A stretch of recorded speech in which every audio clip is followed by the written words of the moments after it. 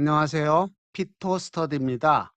유체역학 40번 강의입니다. 이번 강의는 회전 유동과 비회전 유동입니다. 회전 유동을 판단하는 것은 수학적으로 컬 벡터인데요. 원 주위를 한 바퀴 돈다고 회전이 아닙니다.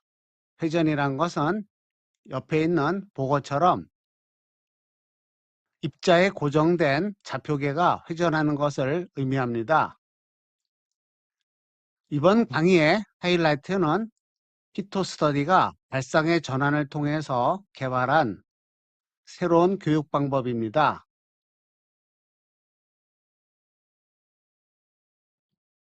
유체 요소의 변형 또는 운동은 네 가지가 있는데요. 평행 이동과 회전, 각 비틀림, 최적 비틀림이 있습니다. 수평선과 수직선 두 직선의 회전을 따로따로 다루기 위해서는 먼저 순수한 회전과 순수한 비틀림을 동시에 다루어야 합니다. 두 가지 모드를 결합하면요. 비틀림의 경우에 반대 방향이기 때문에 플러스와 마이너스가 따로따로 나타납니다. 따라서 수평선의 경우에 d베타, 수직선의 경우에 d알파 값을 구할 수 있고요. 두 식을 풀어서 세타1과 세타2의 변화량을 구할 수 있습니다. 여기서 수평선과 수직선의 회전을 다루기 위해서는 속도 벡터가 필요합니다. 이중점에서의 속력을 각각 u와 v로 둡니다. 그러면 빨간색이 회전하기 위해서는 v 속도가 바뀌는 것입니다. 마찬가지로 파란색 수직선은 u 속도가 바뀌는 영향인데요. 파란색 수직선이 회전한 길이는요. 높이 곱하기 각도이기도 하지만 속도 변화와 시간을 곱한 것과 같습니다. 마찬가지고요. 따라서 d세타1을 계산할 수 있습니다. 이 베타는 오른쪽을 dx로 나눈 것이고요. 시간 dt는 밖으로 빠져나옵니다. 같은 방법으로 d세타2도 구할 수 있고요. 방변을 시간으로 나누면 각속도가 나옵니다. 세타1의 시간 변화율은 오메가 z 각속도로 나타내고요. 세타2의 각속도의 2μ를 곱한 것을 shear 스트레스로 정의합니다. XYZ 좌표계에서 각각 오메가 X, 오메가 Y, 오메가 Z를 구할 수 있습니다. 앞에서 이미 구한 것이고요. 마찬가지로 XY 평면, YZ 평면, ZX 평면에서의 shear 스트레스도 구할 수 있습니다. 오메가 벡터는 컬 벡터를 2로 나눈 것이고요. shear 스트레스 텐서는 텐서 연산을 이용하여 나타나는데요. 이것은 나중에 다루겠습니다. 여기서 각속도 벡터는 수평선과 수직선의 평균적인 각속도를 나타내기 때문에 2분의 1로 나눈 것이고요. 보티시트로 별도로 정의합니다. 수학에서 일반적인 이타1, 이타2, 이타3 좌표계에 대해서 컬 벡터를 구하는 공식인데요. 자코비안은 각 좌표계에서의 h값을 곱한 것입니다. r세타 좌표계에서는 컬 벡터는 이와 같이 계산할 수 있고요. 이것을 이용해서 대표적인 회전 유동을 살펴보겠습니다. 강체 회전인 경우에 세타 방향의 속력은 오메가 r입니다. 당연히 반경 방향 속력은 제로이고요. 부티시티 와도를 구해보면요. V세타를 대입해서 2오메가가 됩니다. 솔리드 로테이션 강체 회전에서는 컬 벡터가 제로가 아니기 때문에 회전 유동입니다. 이번에는 대표적인 비회전 유동으로 라인 보텍스입니다. 반경이 분모에 놓여 있는데요. 주어진 수식에 대입하면 분모 분자가 상쇄되어 제로가 됩니다. 따라서 라인 보텍스 플로우는 비회전입니다. 회전과 비회전을 판단하는 새로운 파라미터인 순환을 공부하겠습니다. 순환은 회곡선의 둘레를 따라서 접선 방향으로 선적분을 구하는 것인데요.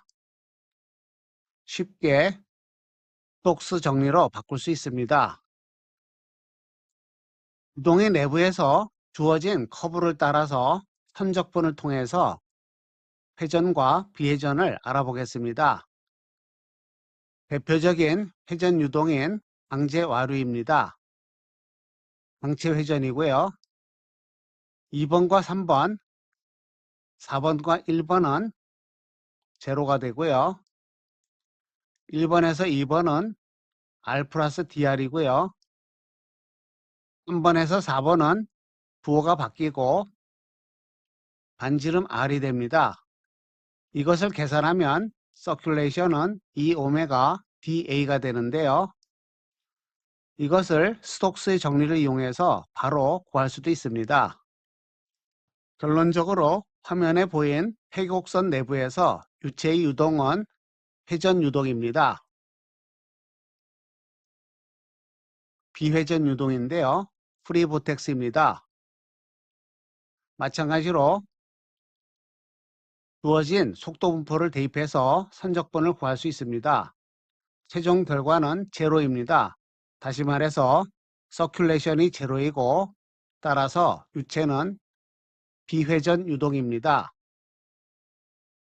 그런데 반지름이 제로일 때는 속도가 무한대가 되기 때문에 이것은 싱귤라 포인트가 되고요. 따라서 원점에서는 비회전 유동이 아니라 로테이셔널 회전 유동이 됩니다. 속도가 무한대이기 때문에 의미가 없지만요. 원점을 포함하는 회곡선을 따라서 적분하면 서큘레이션이 0이 아닙니다.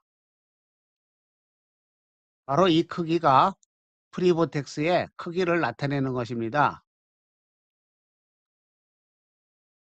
와도 보티시티는 제로이지만 서큘레이션은 제로가 아니라는 점이 반드시 알아두어야 하는 점입니다. 원점을 제외한 영역에서 프리보텍스 유동은 사실 많이 익숙한 것입니다. 토네이도라든가 태풍 또는 배수구에서 물이 빠져나가는 현상 등등 여러 가지가 있습니다. 물론 손실이나 에너지 유입이 없어야 되고요. 각운동량이 보존되는 것인데 이것은 이상적인 현상이고요. 태풍처럼 마찰에 의해서 소멸됩니다.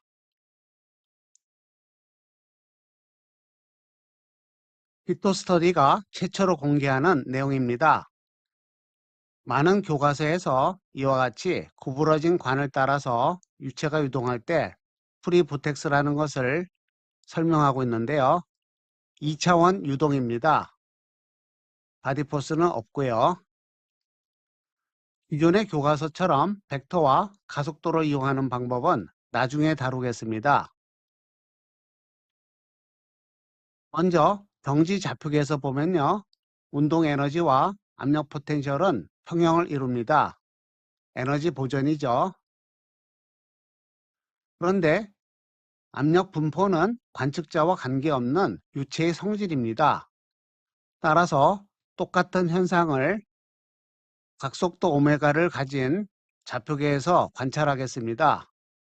회전 좌표계에서는 회전 포텐셜이 존재하고요. 대신에 운동 에너지는 제로입니다. 물론 주어진 반지름 R에 대한 것입니다. 이와 같이 두 개의 서로 다른 좌표계를 이용해서 똑같은 현상을 설명하였는데요.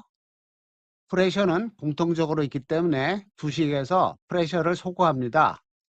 그러면 이러한 식을 얻고요. 각속도 벡터는 속도와 반지름의 관계로부터 구할 수 있고요. 이것을 정리하면 간단한 식이 되고요. 최종적으로 프리보텍스 결론을 얻습니다. 이와 같이 발상의 전환을 통해서 문제를 쉽게 해결하였습니다. 그리고 비회전 유동이므로 앞에서 공부한 바와 같이 베르니 방정식은 동일한 에너지 레벨을 가집니다. 물론 속도 벡터가 있는 경우에 흐르는 방향이 있기 때문에 다른 스트림라인으로 옮겨가지는 않고요.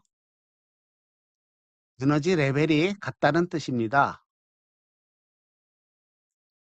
마지막으로 회전 유동이 발생하는 이유입니다. 회전 유동은 각속도 벡터를 이용해서 설명하는데요. 예를 들어 오메가 Z를 이용합니다. 이때 세타1, 세타2가 동시에 나타나고요. 이 양으로부터 회전 유동을 해석합니다. 다시 말해서 시어 스트레스와 각속도 벡터는 서로 커플되어 있습니다. 물론적으로 회전 유동이 발생하는 이유는요. 전단 응력에 의해서 발생합니다. 비회전 유동에서 운동하는 유체 입자는요. 바디 포스나 노멀 스트레스에 의해서는 회전이 일어나지 않습니다. 위의 두 가지 힘은 이미 비회전 베르누이 방정식에 포함되어 있겠죠. 점성력을 고려하게 되면 반드시 마찰이 일어나고요. 에너지 손실이 발생합니다. 시청해 주셔서 감사합니다.